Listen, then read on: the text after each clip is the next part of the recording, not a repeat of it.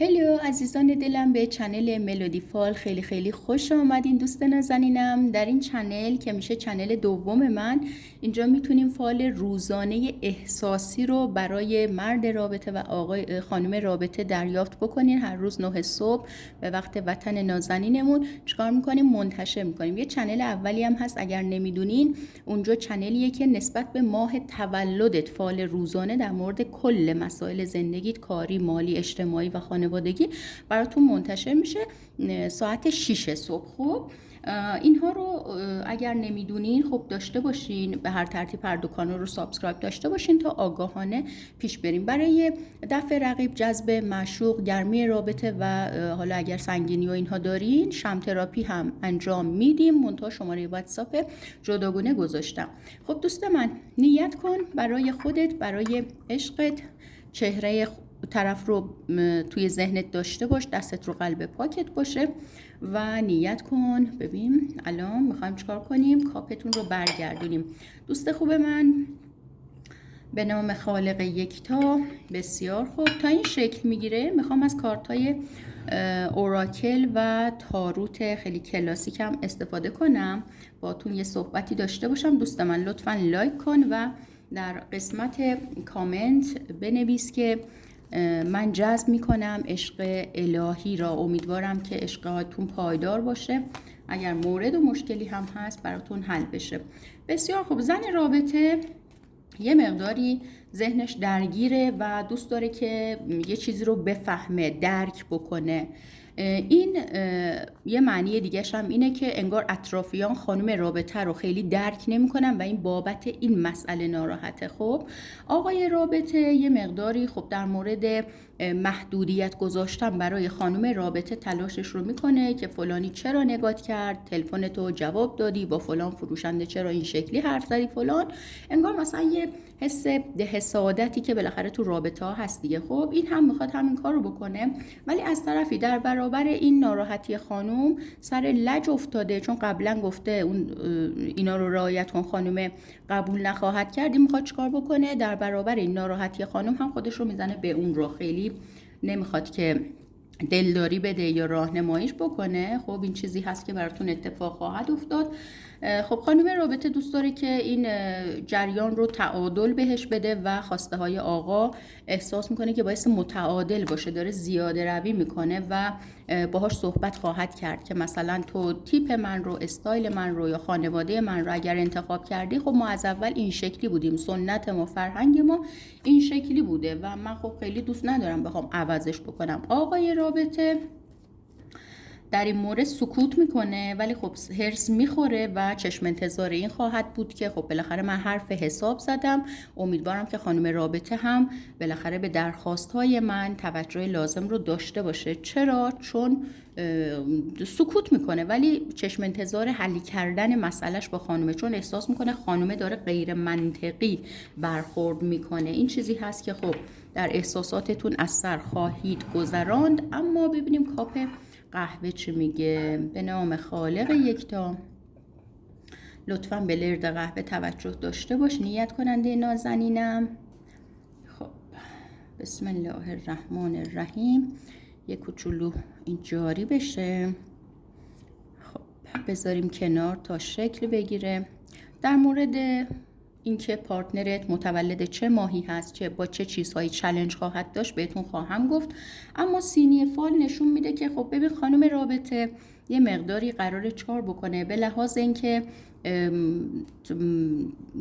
سر حرف خودش وایسته و بخواد حرف خودش رو غالب بکنه، این اخلاق رو از خودش نشون خواهد داد. در برابر هر خواسته غیر منطقی از نظر خانم رابطه وای میسته، قبول نمیکنه. حالا کاری ندارم ما خواسته آقای رابطه خوبه بده، ولی خانم فکر میکنه که چی غیر منطقیه پس من گوشش نمیدم، من این شکلیم، من همینم که هستم.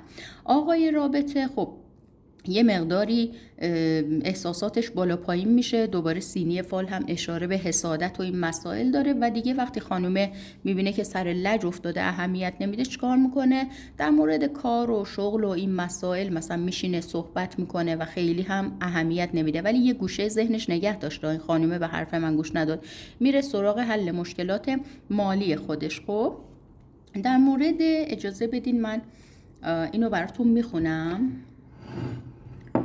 کاپ رو ازش کمک بگیریم ببینیم که این اشکال عجیب غریبی که اینجا افتاده، من که سالیان سال با قهوه دارم کار میکنم، ببینم اینا چی میخواد بهمون بگه. یه بار من سینیمو البته قراره برگردونم و بچرخونم براتون. ببینین داره میگه که خب 2 نفر در کنار هم اگر در رابطه منم گویی نباشه، اینجا چی میشه؟ چون خانومه هم منم میگه، آقا هم منم میگه، یه مبارزه غیر مستقیم اینا برای هم دیگه جنگجو میشن. ولی خب اینجا چه اتفاقی میفته؟ میگه که آقای رابطه دست بالا رو داره، چون آقا اگر بخواد عصبانی بشه اون وقت خانم رو میتونه اذیت بکنه، ولی فعلا سکوت کرده، بلکه خانم از نظر آقای رابطه به قول خودش سر عقل بیاد. مسئله‌ای که ربط به وفاداری و این چیزهاست فعلا مطرح نیست. اگر شک و شبهه‌ای هست در این ایام، امروز فردا راجبش صحبت نخواهد شد. در مورد بهبودی رابطه، در مورد مسائل جنسی و اینها، خب اینها چیزایی هست که میتونه باشه، یعنی یه حالت 50-50 افتاده که مثلا رضایت 2 نفر وجود داشته باشه. خیلی مثلا نه عالی افتاده نه خیلی بد افتاده. خب این از این مسئله.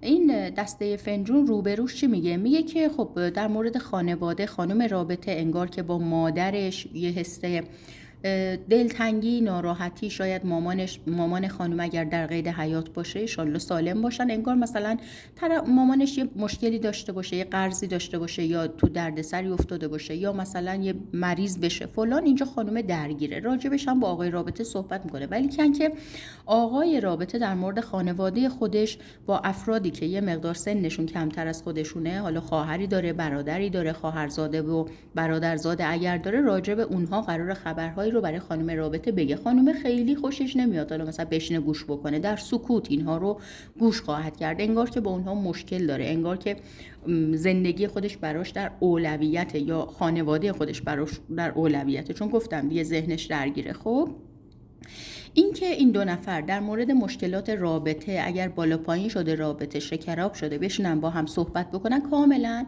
مسیر فراهمه. اما میگه هر 2 نفر قراره، ببینین تقریبا همقد افتادن، میگه هیچ غروری نباید باشه که اینها بتونن با هم کنار بیان. اگر منم گویی نباشه، این 2 نفر خیلی راحت با هم کنار میان و خیلی هم مشکل خاصی نخواهد بود. اگر شما فعلا ازدواج و اینا نکردین، مثلا صحبت فراهم میشه براتون موقعیتش، به شرط اینکه لج و لجبازی و دیگه به قول معروف چون من میگم باید باشه فلان، حداقل تو دلتون باشه، با رفتارتون باشه. اگر کلامی باشه این هم فرصت از بین میره. یه شخصی که خانوم هست، شما 2 نفر رو میشناسه، از رابطتون آگاه هست، ولی خب حسادت میکنه به رابطه و احتمال اینکه خانومه اون رو در جریان گذاشته، یعنی طرف خانومه یا دوستشه یا فامیلشه یا چه میدونم خواهرشه، ولی یه حس حسادتی هم این وسط وجود داره. سر مسائل مالی و مشکلاتی که به پول ربط داشته باشه، یه مقدار آقای رابطه دنبال چالش، مخصوصا با خانواده خودش خیلی در این مورد صحبت میکنه که چیکار میتونیم بکنیم این درآمد خودم، خانوادم بالا بره. ولی خب خانومه بیشتر در مورد خانوادم چجوری حالش خوب بشه، سالم باشن، دلخوش باشن، بیشتر این رو به هر حال از سر خواهد گذروند و راجبش هم صحبت خواهد کرد. ببینین اگر شما یه کدومتون یه سهمی دارین، مثل سهم مشترک، مثلا با هم یه کار مشترک انجام میدین، یا یه سهامی دارین، یا یه چیز مشترک با کس دیگه دارین، چه میدونم یه سهم الارثی دارین، یه شریک کاری دارین، یه همچین چیزی، اینجا راجع به اون هم صحبت خواهد شد. اما سینی فال، آدمک چی میگه؟ میگه که خب ذهنیت یه مقدار آشفته است، میبینین این خط کامل نیست، حرف و حدیثتون یکی نیست، گره دیده میشه یکی نیست و ذهن آقا خیلی درگیره. آقا درخواست داره از خانم رعایت نخواهد کرد. خب این که میگم درخواست داره، این چیزاییه که از سر خواهیم گذروند، ولی خب چون از سمت خانم همکاری لازم رو نمیبینه یا درک رو به قول خودش این خانم منو درک نمیکنه، اینجا یه مقدار احساس دست تنها بودن خواهد داشت، یه مقدار میره تو لاک خودش، کم حرف میشه، درونگرا میشه. ولی خب خانومه در انگار که سرش گرم جریانات یا مشکلات خانواده خودش. حالا ایشالله مشکل نداشته باشیم، ولی خب هر چیزی که به خانواده خودتون ربط داشته باشه دیگه خانوما. ولی خب این نشون میده، ببین این مسائل مالی، پولی برای آقا خیلی مهمه و خیلی اولویت داره تا اینکه مثلا بره چه میدونم قول و قرار عاشقانه بذاره، قربون صدقه بره. اولویتش مسائل پولی و شغلی خودش و خانواده است در این ایام.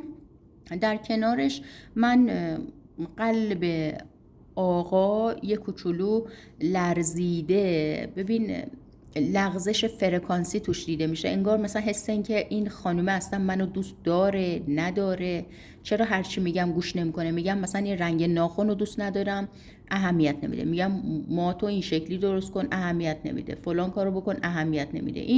اینجا دیگه آقاه شروع میکنه به درونگرا شدن، این که مثلا شک و شبهه راجع به این که این آدم منو دوست داره نداره، چرا این شکلی شده و کسی یادش میده نمیده، میدونی از این صحبت ها احتمالاً توی دل خودش انجام بده.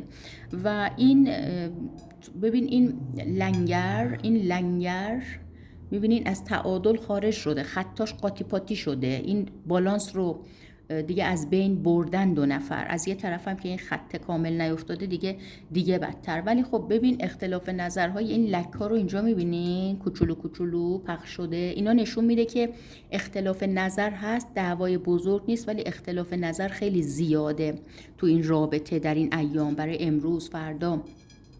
اما در مورد متولدین ماها میخوام صحبت کنم. عزیز نازنینم، اگر کیس احساسی شما نیت کننده، اگر کیس احساسیت عنصر آتش رو داره، یعنی فروردینی باشه، مردادی باشه، آذر ماهی باشه، اینجا طرفت در مورد یه چیزی که ربط به مراسم، ربط به فرهنگ، ربط به رسومات داشته باشه قراره باتون صحبت بکنه.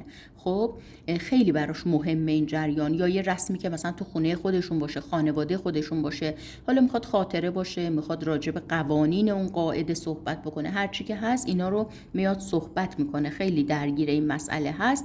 این وسط که نتیجه فال اینو براتون خواهم گفت. اما اگر پارتنر شما نیت کننده عنصر خاک رو داشته باشه، یعنی اردیبهشت ماهی باشه، شهریور ماهی باشه، دی ماهی باشه، اینجا ارتباط با فرزند یا حتی خواهر برادری که کوچیکتر از خودش باشه براش خیلی بالا میاد و دوست داره که یه پولی به اونها بده یا کمکشون بکنه، اونا میرن دکتر همراهی بکنه، یعنی این کار رو انجام خواهد داد و همراهی خواهد کرد، یا مثلا یه بازاری میخوام برن، یه جایی میخوام برن، این مثلا ببره برسونه، خدمات این شکلی برای خانواده و افرادی که کوچیکتر از خودشان انجام خواهد داد. اگر پارتنر محترم شما نیت کننده نازنینم عنصر باد یا هوا رو داره، یعنی مهر ماهی باشه، خرداد ماهی باشه، بهمن ماهی باشه، اینجا این آدم احتمالاً یک دروغ مصلحتی رو به شما بگه، چون من شخصی رو میبینم که یه گوشه صورتش رو گرفته، پوشونده، قایم شده، میدونی، یه حالا نمیگم کار بدی میکنه، کار خوبی میکنه، ولی انگار یه چیزیه که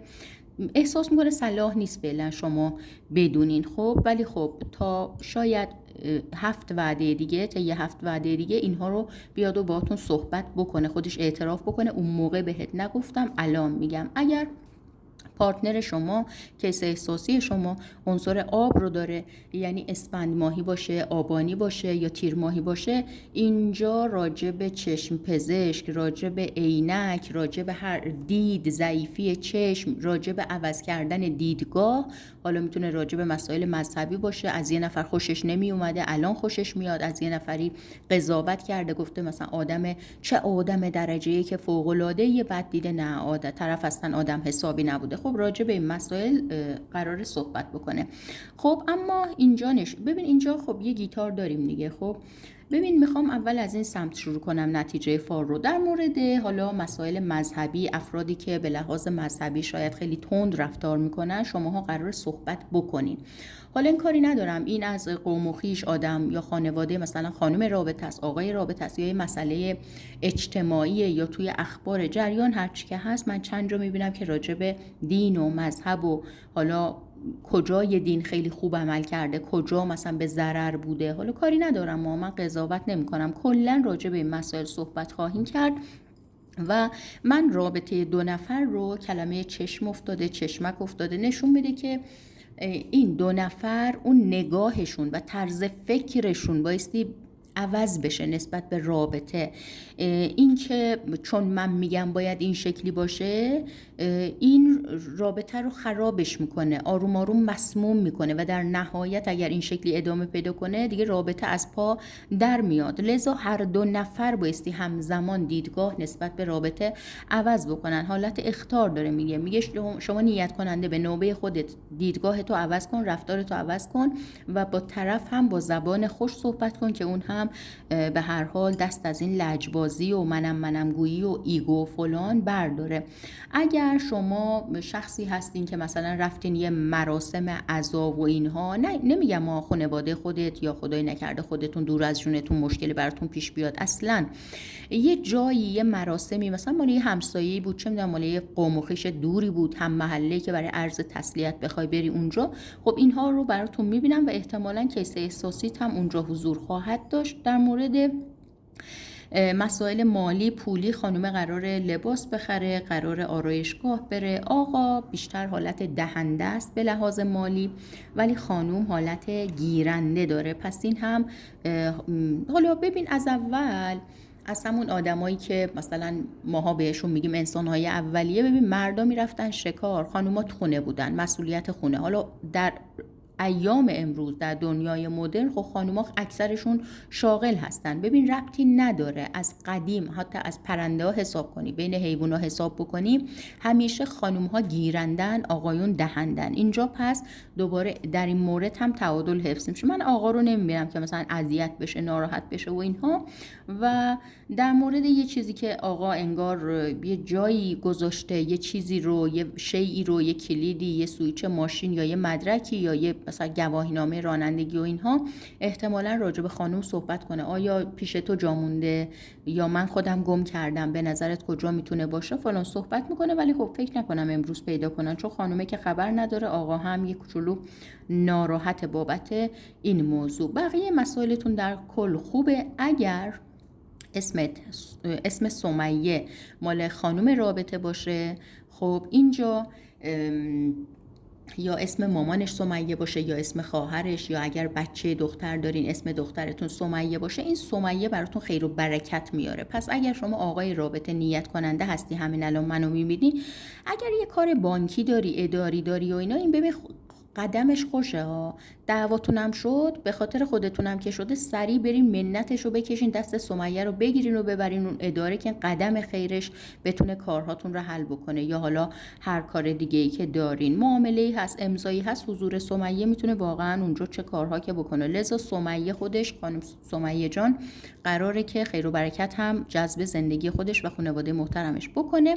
ولی خب اگر سمیه ندارین، سمیه نامی یا شاید راجع به یه سمیه خانومی صحبت بکنین، حالا میشناسین یا نمیشناسین، نمیدونم چرا اینجا افتاده، ولی سمیه رو داره بهش تاکید میکنه. بقیه مسائلتون دوستان خوبه. مهر پایین افتاده، میگه مهر ماهی که اذیتت کرده، اگر اون رو خیلی باهاش چالش نکن، بحث و زیادش نکن. حالا این مهر ماهی میخواد پارتنرت باشه، نیت کننده، میخواد مامانت باشه، میخواد بابات باشه، هر کسی که اگر از مهر ماهی ضربه‌ای دیده، اذیت شده، چیکار بکنین؟ باهاش خیلی وارد دعوا و بحث و اینها نشین. یه سمیه اینجا داشتیم، دوباره یه سمیه هم اینجا داریم. چرا این رو اشاره کرده بهش؟ اگر فک و فامیل سمیه نامی دارین، احتمالاً باهاش رفت آمد بکنین. ولی خب سمیه قدمش خیره براتون. به هر ترتیب شاید شما دو نفر بخواین یه معامله ای انجام بدین یا یه مشتری خیلی خوب داشته باشین، اگر مغازه اینا دارین، بعد اسمش سمیه باشه، بعد شما ندونی سمیه است، کلی ازت خرید کنه یا براتون آشنا پیدا کنه، تو اداره کارتون را بندازه، مثل یه کارمند بانک مثلا. خب شما شاید ندونی اصلا اسمش سمیه است، ولی اون کار براتون انجام میده. اگر دیدین یه خانومی غریبه خیلی داره بهتون خدمت میکنه و واقعا شما رو شاد میکنه، حتما اسم کوچیکش رو بپرسین که براتون این حرکتش، این وجودش خیلی خیلی گوهربار است در این ایام.